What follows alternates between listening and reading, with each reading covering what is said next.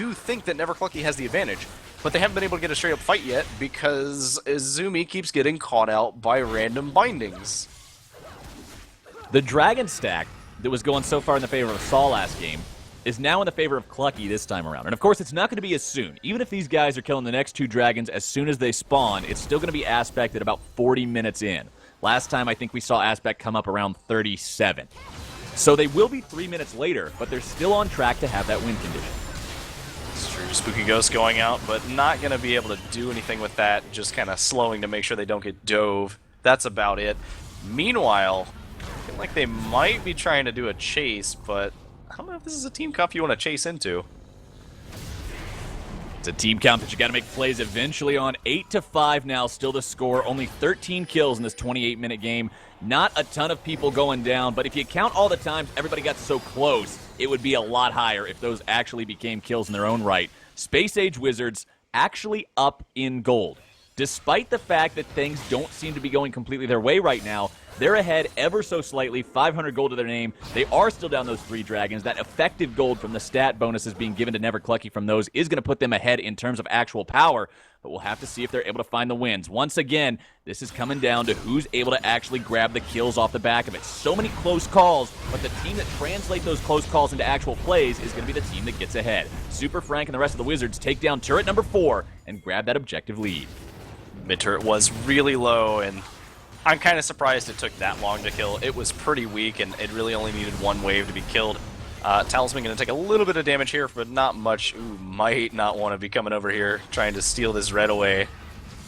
One thing to say, though, it's a little strange that Never Clucky is constantly running away. Yeah, sure, they're at a disadvantage right now, but up until this point, Super Frank hadn't built any magic resist. He was only getting magic resist from his shield that he gets whenever he goes into defensive ball curl. And yeah, okay, that's a lot of magic resist, but it's really not that much when you're guaranteed to have an Abyssal Scepter right next to you. So I guess they are just not willing to dive in.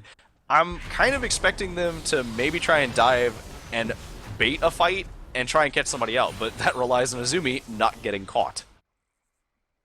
And we talk about Izumi getting caught, and he has been caught by more than a few bindings, more than a few CCs this game, but you still look at his scoreline. You still see the 3-0-1, and that's just got to be heartbreaking if you're Space Age Wizards, because catch after catch after catch, and every single time he walks away. Well, but think about it, right? So, sure, he's 3-0-1, but Gunshin's died twice and has 1,500 gold over him right now, because he has 70 more farm.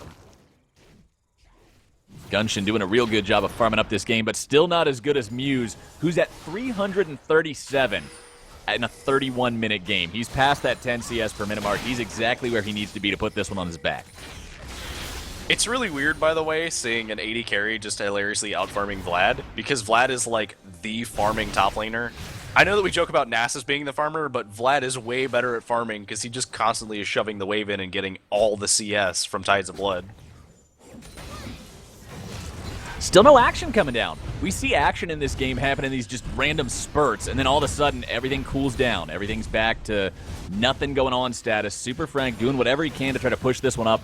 Both top laners, teleports available, doing what they can, pushing out at the opposite side of the map while their opponents fight 4v4, while their teammates fight 4v4 too. Super Frank just trying to clear some of these wards away, maintain as much control as possible. Both of these guys with their trigger finger on that teleport, ready to join the fight whenever they need to.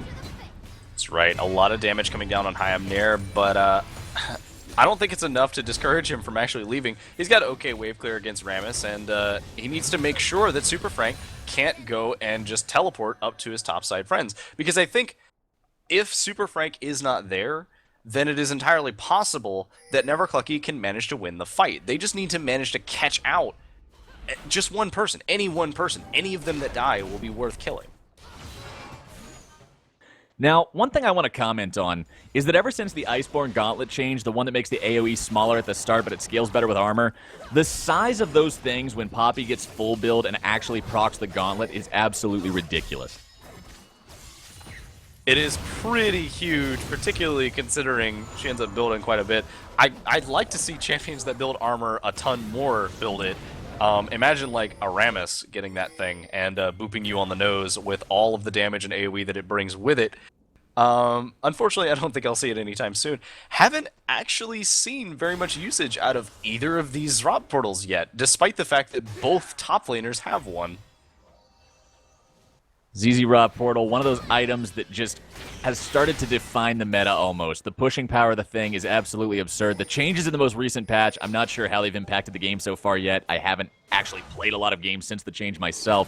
But we'll have to see if it makes a huge impact or if that item's going to end up having a massive say in how this game ends up being played out. We're still seeing a close game. Not quite as close as it was. Space Age Wizards up about 3k as Dragon number 4 is going to be spawning here in 20 seconds. Although it's not Aspect, it's going to put Aspect on the table unless the Wizards are able to take this one away. I think take it away they are planning to because they are getting the vision control here, and currently we see Hayam Nerv is actually top lane by himself. He does have that teleport, but that does have a delay. However, it does look like they're going to back off slightly. They don't want to be in a position where they can get caught. Super Frank hanging out in his base. That's just what I was about to say. Look at him. He's ready for the home guards. He's ready to get in there and ready to go way too fast. TP's going to show up now. Nerv's going to get in the mix as well. Super Frank has found himself behind enemy lines. He's going to tank these guys for days and days and days, waiting for the rest of his team to show up. Saw takes the Dragon. They lose their top laner, Azumi down to about half HP, and they finally got him! Angel's gonna follow as well. Gunshin's able to find that. Nerv's about to drop, and Space Age Wizards has found the fight they're looking for. Chilling Smite down to let my sub go. The damage comes into the boomerangs. Talisman heading for the hills, Sub heading for the hills, and Space Age Wizards finds exactly what they're looking for. Very unfortunate Azumi getting clipped by the very edge of that boomerang blade. Not at all what he wanted. And gotta give it to Gunshin though. Despite the fact that, yes, we do see a lot coming up from Muse, a lot of farm coming up from Muse, Gunshin just did so much damage in that fight as soon as they engage, dropping the Hemoflake down and immediately getting a full power Tides of Blood onto most of the team, immediately transfusing somebody and getting a double kill for his efforts. That was exactly what the Wizards wanted to see happen. And even though it looks like, oh man, Super Frank's getting thrown under the bus, he's tanking these guys for too long, it's a 5 versus 1, what's he ever going to do? Rammus did exactly what Rammus wanted to do. He went in first, and everybody had to smack him for way too long. Yeah, they kill him. Yeah, they take him down when the rest of the fight even breaks out. But they expend resources. They expend time attacking the Rammus. He's got the ball curl on, so they're taking damage in return from the auto attacks. And while they're doing that, they're not being mindful enough of their own positioning. Gunshin gets in the middle of everybody. Hemoplagues, Tides of Blood, and it just turns into a massacre. Massacre indeed, and I don't really know if there's much that can be done about it besides using this comp to do picks, and we saw how that happened last game. There's not enough vision out right now for that to happen. Looking like we're going to see a Baron play here, and I'm honestly not surprised. Super Frank is currently pushing in bot lane with his drop portal. That's going to force the rest of Clucky to come and deal with that. They don't even realize that this Baron is going down. And Space Age Wizards, they're going to take it. This Baron's going to go completely free, no worries whatsoever. Clucky's going to lose out on that one. Last time they had the Miracle Steal that won them the game, and Space Age Wizards is not willing to let this series go lying down. They're up 7,000 gold, 7,500 gold, I should say. They've got Baron, they've got that first Dragon, they've stopped the momentum on the Dragon stack, and they're feeling confident. Now they've got to do what they couldn't do last game and snowball this one into a win. Gotta give bonus points to Saw managing to basically state in this game, well, you know, we can't throw at Baron if you guys aren't at Baron, so we're just gonna do it while you can't possibly be over here. Muse and the rest of the Wizards, they want to break this one down. Can they do it? Talisman dropping the culling, trying to keep these guys away, but the minion wave just keeps on coming. They're able to find the slam into the wall onto Gunshin. Izumi Shinichi over the wall with some orbs. Won't be able to put a whole lot of damage down. Fuse gets shielded, so he's able to stay safe from that bubble.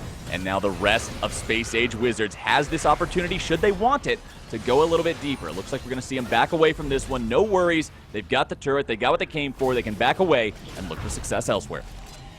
I almost think that that's a bad call, though, because remember, last time they got a turret down, they had an open inhibitor, they didn't go for it. They immediately went back, despite the fact that they could win the fight. And because of that, they ended up not being able to get that inhibitor, and that caused problems for them later. I think they should have just pulled the trigger and gone for it, because they didn't use anything. They still have all their flashes, they still have all their ultimates.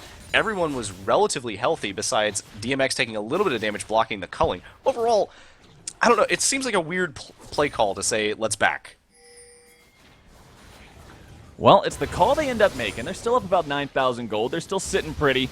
Baron buff, we'll have to check exactly how much time they've got left on that one if my cursor will let me click on him for some reason. Super Frank looking to get it in the middle of everybody. He's got the taunt on the Angel. Here comes the knockup. That's going to be one kill for nothing. Going away the Space Age Wizards. They get knocked away, but they already found what they came for. Angel dead for 35 seconds is a green light for the Space Age Wizards team to go ahead and look for more push. Muse is already here. The minion wave is already here. It's enchanted. It's ready to go. Nerv cannot hold this line on his own, and that's going to be inhibitor turret number 2 falling now. Izumi's bound up, and they're able to take him down. Inhibitor number 1 about to fall. Inhibitor number 2 exposed in the top lane. They're going to rotate up, take that one for free, and the Wizards have taken this game by storm. Slowly but surely breaking this base open, and I can't say that Clucky is in a good position. Sure, they managed to make the same play turnaround with a 10k gold deficit last game. However, they were playing a slightly different team comp that they may have realized was better than the one they're playing right now. And unfortunately, they also didn't have to deal with 2 inhibitors being down at the same time, which is going to complicate matters quite a bit. Space Age Wizards are feeling good about this one. This is where they want to be. This is redemption for the last time. Last game, they had those 2 inhibitors open. They weren't able to take them. The throws end up happening, and things turn disastrous. This time around, things have been made better. This time around, they have broken those inhibitors. They have broken the enemy base. They have 1 lane left to push into. And the great part is about having 2 inhibitors down, even when that last inhibitor turret is alive, you just siege up as 5. You wait for them to have to answer those other lanes, because eventually they will. Then you make the push happen. Then you take down the 3rd inhib. And once all 3 are down, then you just start pushing in. I gotta say though, if Space Age Wizards ends up somehow losing this game to a throw and then winning in a 3-game sweep by choosing to not throw anymore, if for some reason we could request skins from Riot, I would want them to get baseball-themed skins, because they're really good at throwing. All of Space Age Wizards grouped up once again. They've found their ticket to winning. They found that their 5v5 teamfight potential, their catch potential, their CC and lockdown is way too strong to waste it. Now they're going to find Dragon number 2. Now they've got themselves that extra turret burn, and things just keep coming up good for them. Never Clucky's not been able to find an answer for a while. Everything's coming up 7s for them. They're managing to slowly get this lead in such a way that, honestly, it's going to be a lot harder for them to throw this time if they want to. I can't see this tower living for long. They've got a Rammus who can tank it for quite a while, even with the entire team hitting him, so it's only a matter of time. The Baron buff has run out by now, but at this point, they don't really need it. They can rip through the towers pretty fast. Binding over the wall will not connect onto anybody. 41 minutes into this game, and the Wizards are looking for that kill shot, if they can find it. Minions are not enchanted by Baron anymore, so Izumi can clear them away decently effective. They're trying to knock these guys away. He's found the slam on a Super Frank, and that might be where the fight starts off. DMX is going to be stunned up as Talisman and the rest of Never Clucky have to run away. Talisman's going to fall immediately. Izumi Shinichi the next one to go, and with both carries and support dead, Never Clucky's going to drop game number 2. Supko's going to be bound up. Relara still has his ultimate of all things. Gunshin's able to chase him down. That's a double kill. That's an almost ace. Only Nerv remains, and ladies and gentlemen, Space Age Wizards ties the series up 1-1. Slowly but surely breaking through this base. Rammus taking all the turrets, and what a game to watch. After seeing them throw the last game at Baron, managing to turn it around with a very different team comp that we weren't expecting to do as well as it did early game, but they held on. Stick around. With the series tied up at 1-1, that means we're going to have to play at least 2 more games to find the winner. House Party 5v5's Premier League Grand Final will be back after a short break.